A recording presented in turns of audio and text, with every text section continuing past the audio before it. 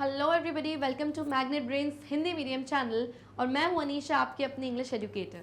और आज मैं स्टार्ट करने वाली हूं क्लास 8 की जो आपकी रेनबो बुक है यूपी बोर्ड की। आज कवर करूंगी मैं उसके चैप्टर 2 द काबुलीवाला के एक्सरसाइजेज, जो आपकी बुक की टेक्सचुअल एक्सरसाइजेज होती हैं। आज वो मैं पूरी कवर करने वाली हूँ इस वीडियो में। So let's begin with our exercises. Question देखते हैं। Tick for the correct statements and cross for the wrong statements. आपके सामने ये 5 स्टेटमेंट्स या सेंटेंसेस दिए हुए हैं। अगर आपको लगता है कि ये जो सेंटेंस है सही है तो आपको एक टिक मार्क करना है इस तरीके से। ओके, ब्रैकेट दिया गया है, ब्रैकेट में करना है। और अगर लगता है कि सेंटेंस रॉन्ग है, ये बात गलत है, चैप्टर में तो ऐसा नहीं था, तो आपको कर देना है एक क्रॉस। स्टार्ट करते हैं। First sentence, mini could not live without chatting all the day. जो 5 साल की बच्ची मिनी थी वो पूरे दिन बिना बात करे, चैटिंग करे हुए, चटर पटर करे हुए बिल्कुल रुक ही नहीं सकती थी। तो यस, ये बात बिल्कुल सही है, क्योंकि इसी रीज़न से उसको बुक में या चैप्टर में उसको चैटर बॉक्स का नाम दिया गया है। तो यस, ये स्टेटमेंट सही है। And let's check. Yes, tick mark, it's a correct statement. Second, Rahman was a big bearded Pathan. Rahman जो कि काबुली वाला ही था, वो एक बिग बियर्डेड पठान था, यानी पठान जैसा दिख रहा था, जो काबुल अफगानिस्तान से आते हैं। और उनकी बिग बियर्ड यानी बड़ी बड़ी ऐसी दाढ़ी थी। तो यस, ये बात भी बिल्कुल सही है, तभी तो मिनी उसको देखकर डर गई थी। Tick mark. Okay, next, Mini did not forget the Kabuliwala. अब काबुली वाला क्या होता है, रोज़ आता है, मिनी के साथ बैठता है, बातें करता है, चटर पटर चिट चाट करता है उससे। एक दिन उसने किसी का मर्डर कर दिया, उनके पेट में छुरा घोंप दिया, तो पुलिस ने पकड़ के उसको जेल में बंद कर दिया सालों तक। अब कई सालों बाद जब वो आता है तो मिनी से मिलने जाता है। तो क्या मिनी उसको नहीं भूली थी? मिनी एकदम से उसको याद कर गई कि अरे हाँ, अरे आप तो वही काबुली वाला था जो मेरे बचपन में आते थे। तो ये बात बिल्कुल रॉन्ग है। जैसे जैसे मिनी तो 5 साल की बच्ची थी और वो तो सालों के लिए जेल में चला गया किसी का मर्डर करके। तो जैसे जैसे टाइम पास होता गया, वक्त बीतता गया, मिनी काबुली वाला को भूल गई। तो यहाँ लिखा है डिड नॉट फॉरगेट, वो नहीं भूली, बल्कि सही बात क्या थी, वो तो भूल गई थी। तो ये स्टेटमेंट क्या है, रॉन्ग। इसलिए यहाँ पर आएगा एक cross. Next statement, Mini's father did not help Rahman with some money. Chapter के एंड में मिनी के फादर ने हेल्प करी थी रहमान की, उसको कुछ पैसे देकर कि जाओ तुम भी अपने देश अफगान जाओ और अपनी बेटी से मिलो, क्योंकि कई सालों से तुम भी अपनी बेटी से नहीं मिले हो। लेकिन यहाँ पर लिखा है कि जो मिनी के फादर थे उन्होंने रहमान की मदद नहीं करी थी पैसे देकर। तो ये स्टेटमेंट गलत है, क्योंकि मिनी के फादर ने मदद करी थी रहमान की। दैट मीन्स ये वाला स्टेटमेंट क्या है, wrong. Okay, next, Mini's father had to cut down the expenses of the wedding. जो मिनी के फादर थे उन्होंने अपनी बेटी की वेडिंग, जो बेटी की शादी हो रही थी मिनी की, उसकी शादी के कुछ एक्सपेंसेस, कुछ खर्चों को उन्होंने कट कर दिया। यस, ये बात बिल्कुल सही है, और इसीलिए कट कर दिया क्योंकि उसकी शादी में लगने वाले जो पैसे थे वो उन्होंने किसको दे दिए थे, रहमान को दे दिए थे, कि इन पैसों से तुम अपने देश में जाओ और अपनी फैमिली से मिलो जिनसे तुम सालों से नहीं मिले हो। तो यस, इस बात की उनको बहुत खुशी भी थी मिनी के फादर को। तो यस, ये स्टेटमेंट इज राइट। उन्होंने अपनी बेटी की शादी के खर्चे कट डाउन करे और उन पैसों को उन्होंने काबुली वालों को दिया, जाओ तुम अपनी फैमिली से मिलो। Next, fill in the blanks with the words given in the box. अब आपके सामने बॉक्स है और यहाँ पर कुछ वर्ड्स दिए हैं। ओके, आपको, और यहाँ पे सेंटेंसेस दिए, तो आपको सही वर्ड को सही बॉक्स में, सही ब्लैंक में फिल करना है। पहले वर्ड्स और उनके मीनिंग्स देख लेते हैं। पहला वर्ड है afford.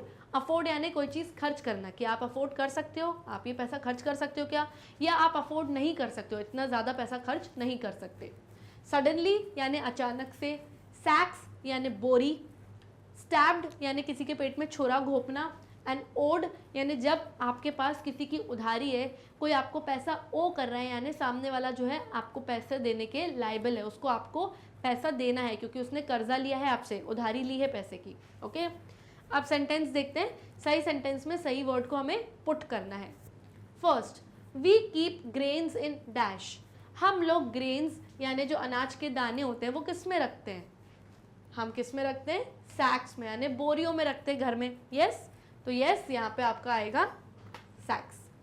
Okay, next, my friend dash me 1000 rupees. मेरे दोस्त ने डैश दिए मुझे 1,000 रुपये, तो माई फ्रेंड डैश मी, तो my friend owed me 1,000 rupees, यानी मेरे दोस्त को मुझे मेरा 1,000 रुपये वापस देना है, क्योंकि मैंने उसको दिए थे तो मेरा ही पैसा वो मुझे ओ कर रहा है, यानी उसको मुझे देने हैं, उसने मुझसे उधारी ली थी। तो सेकेंड सेंटेंस का जो वर्ड है करेक्ट वो आएगा owed. Next, Tom dash Mary in the back. Tom ने मैरी को बैक में यानी पीठ में क्या किया, स्टैब कर दिया यानी छुरा घोपा। तो Tom stabbed Mary in the back. Okay, next, a dog dash jumped at Ankit. एक डॉग था, उसने अंकित पर जंप किया। तो अब दो ही वर्ड्स बचते हैं, अफोर्ड की सडनली। तो सडनली यानी अचानक से, तो यस, एक डॉग ने सडनली यानी अचानक से अंकित के ऊपर जंप करके यानी कूद के आ गया। Next sentence, don't spend more than you can dash. उतना खर्चा मत करो जितना तुम डैश नहीं कर सकते। तो एक ही वर्ड बचा और मीनिंग भी हमें पता ही है उसका, अफोर्ड का। अफोर्ड यानी खर्च करना। तो उतना खर्च मत करो जितना तुम अफोर्ड नहीं कर सकते, यानी जितनी तुम्हारी चादर नहीं है उतना मतलब पैर मत पसारो। तो don't spend more than you can afford, जितना आप खर्च नहीं कर सकते उतना आप खर्चा मत करो। Okay, next, suggest a suitable word from the given box for each of the following sentences. यहाँ पर भी आपको कुछ वर्ड्स दिए हुए हैं और कुछ सेंटेंसेस दिए हुए हैं, सही वर्ड को आपको सही जगह पर पुट करना है। पहले वर्ड्स देख लेते हैं क्या है। ऑप्टिमिस्ट। ऑप्टिमिस्ट यानी किसी ऐसे इंसान के लिए ऑप्टिमिस्ट कहा जाता है, एक ऐसा व्यक्ति जो हमेशा हर चीज़ में पॉजिटिव चीज़ें देखता है, हमेशा अच्छी अच्छी चीज़ें देखता है, हर चीज़, कभी किसी चीज़ में बुराई नहीं निकालता। डेमोक्रेसी। डेमोक्रेसी यानी वो गवर्नमेंट होती है जो हम लोग बनाते हैं। हम लोग क्या करते हैं, इलेक्शन करते हैं, एक सही सब लोग मिलके एक प्रति इंसान को वोट डालते हैं, अपना मतदान देते हैं, और जिसको सबसे ज़्यादा भारी मात्रा में मतदान यानी कि वोट्स मिलते हैं वो इंसान जीत जाता है। तो हमारे ही द्वारा, पब्लिक के ही द्वारा बनाई गई जो गवर्नमेंट होती है उसे हम कहते हैं डेमोक्रेसी। पेट्रियट। पेट्रियट एक ऐसे इंसान को कहा जाता है जो देशभक्त होता है, जो देश के ही बारे में हमेशा सोचता है। Chatter box. चैटर बॉक्स एक ऐसा व्यक्ति होता है जो चटर पटर पटर करता रहता है, यानी ऑल टाइम कंटिन्यूसली बातें ही बातें करता रहता है। इनको हम बातूना, बातूनी या बकबक करने वाले लोग भी कह सकते हैं।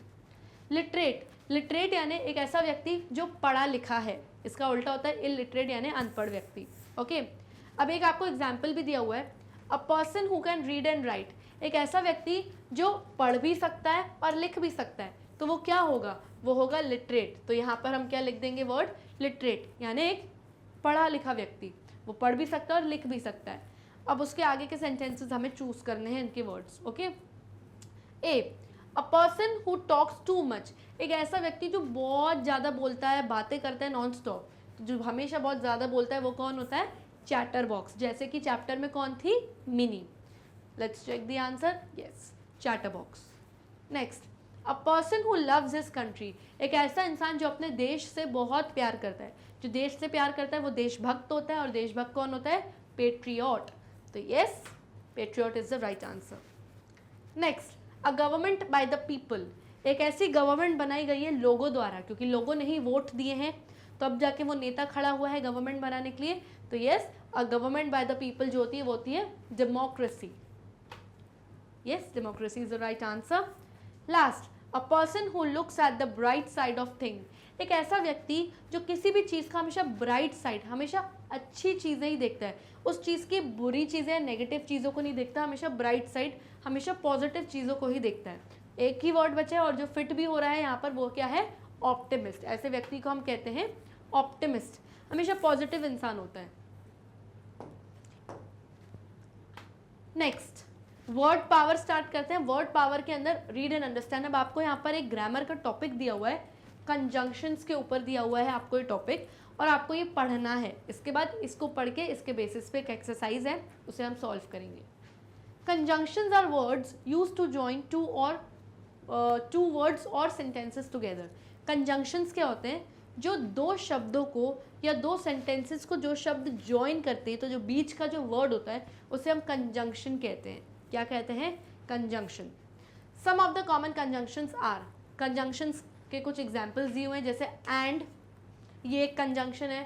बिकॉज, ये एक कंजंक्शन है, बट ये एक कंजंक्शन है, और ये भी एक कंजंक्शन है, और सो ये एक कंजंक्शन है। तो ये कुछ कंजंक्शंस के एग्जांपल्स हैं जो दो शब्दों को या दो सेंटेंसेस को क्या करते हैं, जॉइन। अब एंड कहाँ पर यूज होता है, पहले तो ये देखते हैं। And is use to mean also और इन एडिशन टू। एंड हम कब लगाते हैं, जब हम किसी चीज़ को ऐड करके बताते हैं। फॉर एग्जाम्पल मैंने बोला I bought fruits, vegetables and grains from the market, यानी मैंने मार्केट से फ्रूट्स खरीदे, वेजिटेबल्स यानी सब्जियां खरीदी, और ग्रेन्स यानी कि दाने खरीदे मैंने। तो एंड ग्रेन्स लिखा, तो एंड क्या है, इन एडिशन टू, यानी इसके साथ साथ मैंने ग्रेन्स भी खरीदे, तब लगता है क्या, एंड। बिकॉज कहाँ लगता है, अब देखते हैं। Because is use to express the reasons of an action. जब आप कोई भी एक्शन कर रहे हो, यानी कोई भी काम, कोई भी कर्म कर रहे हो, और उस काम को करने का क्या रीज़न था, क्या आपकी वजह थी, जब वो आप वजह बताते हो तो आप बोलते हो because. For example, I went to the market because I wanted fruits. मैं मार्केट गई, ये मैंने एक्शन किया, यानी ये मैंने काम किया। क्यों गई, मेरे जाने का रीज़न क्या था, बिकॉज आई वॉन्टेड फ्रूट्स, क्योंकि मुझे फल चाहिए था, फल सब्जियां ये सब चाहिए थी, तो तब मैं क्या लगाऊंगी, because.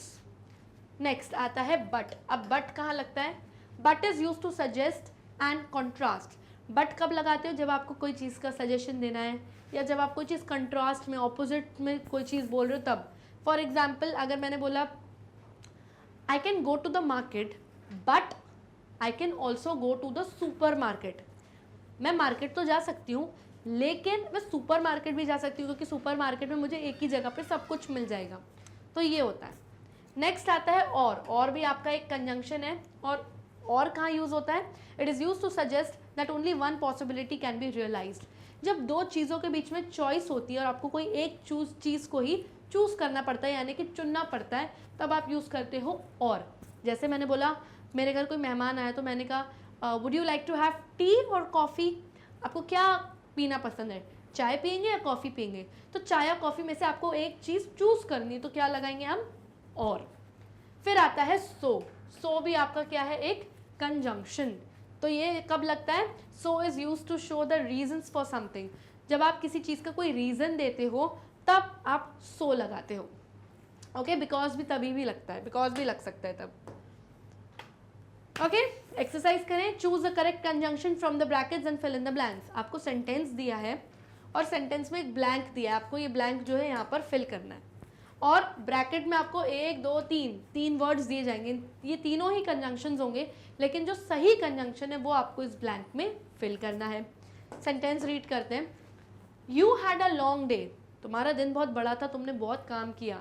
Go dash rest for a while, जाओ थोड़ी देर के लिए रेस्ट कर लो, दिन काफ़ी लंबा था, तुमने बहुत मेहनत करी, जाओ थोड़ी देर के लिए जाकर रेस्ट कर लो। तो go and rest for a while, go but rest for a while, go or rest for a while, क्या हो सकता है, आंसर होगा गो and rest for a while, जाओ और थोड़ी देर रेस्ट करो, क्योंकि एंड को हम बोलते हैं और।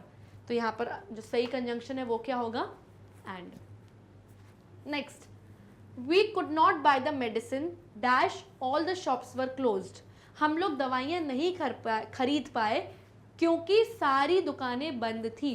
क्योंकि सारी दुकानें बंद थी, तो because all the shops were closed, so all the shops were closed, या और all the shops were closed. अब कोई चॉइस तो है नहीं, तो और नहीं आएगा। अब बिकॉज एंड सो में से क्या आएगा, we could not buy the medicine because all the shops were closed, क्योंकि सारी दुकानें बंद थी। क्यों, बिकॉज का मतलब क्या होता है, क्योंकि, और सो का मतलब होता है इसलिए। इन दोनों के हिंदी के जो मीनिंग्स होते हैं वो ये होते हैं। अगर सेंटेंस पढ़ के क्योंकि लग रहा है तो बिकॉज लगेगा, और अगर सेंटेंस पढ़ के आपको लग रहा है यहाँ पर इसलिए आएगा, तो वहाँ पर क्या लगेगा, सो। ठीक है, तो सेंटेंस हमने पढ़ते हैं। We could not buy the medicine, हम दवाइयाँ नहीं खरीद पाए क्योंकि सारी दुकानें बंद थी, या इसलिए सारी दुकानें बंद थी। इसलिए नहीं खरीद पाए क्योंकि सारी दुकानें बंद थी, इसलिए करेक्ट आंसर क्या होगा, because. Okay, next, I went to bed early dash I couldn't watch the TV show last night. मैं कल रात को बेड पर जल्दी चला गया, यानी मैं सोने जल्दी चले गया और इस वजह से मैं टीवी शो जो पिछली रात को आया था वो नहीं देख पाई या देख पाया। और तो तब आता है जब चॉइस होती, तो ये तो होगा नहीं, बट भी नहीं होगा, तो क्या आएगा यहाँ पर, सो आएगा, मैं जल्दी सोने चली गई, इसीलिए जो रात को जो शो आया था वो मैं टीवी शो नहीं देख पाई। तो यहाँ पे आएगा इसीलिए, दैट मीन्स यहाँ पर आएगा so. Okay, next, the stick was thin dash it was strong. जो स्टिक थी, जो लकड़ी थी, वो बहुत पतली थी, डैश इट वॉज स्ट्रॉन्ग, पर वो उतनी ही मजबूत भी थी। तो पर जो होता है, पर मतलब बट, ओके, तो यहाँ पर और तो चॉइस के लिए तो ये आएगा नहीं, और एंड भी नहीं आएगा क्योंकि एंड का मतलब होता है और। तो करेक्ट वर्ड क्या होगा, the stick was thin but it was strong. जो लकड़ी थी वो पतली थी पर बहुत ताकतवर थी, मजबूत थी। So the correct answer is but. ये सारे कंजंक्शंस फिल कर रहे हैं हम। Last sentence, you can have a T dash a coffee. क्या आप टी पियेंगे या कॉफ़ी? तो ये मैंने आपको एग्जाम्पल भी दिया था, यहाँ पे चॉइस है, दैट मीन्स यहाँ पर आएगा और। चूज कर लीजिए टी और कॉफ़ी। तो जब चॉइस आ जाती है दो चीज़ों के बीच में तो आंसर होगा हमेशा और। नेक्स्ट एक्सरसाइज पर आते हैं। Put a suitable word in each blank to match the part of speech indicated in the bracket. अब आपके सामने कुछ सेंटेंसेस दिए गए हैं और आपको कुछ पार्ट्स ऑफ स्पीच दिए गए हैं, यानी कुछ यहाँ पे संज्ञा का शब्द हो सकता है, सर्वनाम का शब्द हो सकता है, पूर्ण सर्ग का शब्द हो सकता है, या आपका विशेषण हो सकता है, क्रिया हो सकता है, कोई सा भी शब्द है जो आपको बता दिया जाएगा कि प्रोनाउन भरना है, कि प्रेपोजिशन भरना है, कि एडजेक्टिव भरना है, एडवर्ब भरना है, क्या भरना है। तो सही वर्ड को आपको फिल करना है सेंटेंस पढ़ के समझ के। ओके, फर्स्ट सेंटेंस देखते हैं। Mrs Verma took dash son to the school. Mrs Verma dash बेटे को स्कूल ले गई। तो मिसेज वर्मा सेंटेंस, और आपको यहाँ पे भरना क्या है, प्रोनाउन भरना है। क्या भरना है, प्रोनाउन। प्रोनाउन वो शब्द होता है जो नाउन के पहले आता है। यस, नाउन को और बेटर डिस्क्राइब करने के लिए आता है।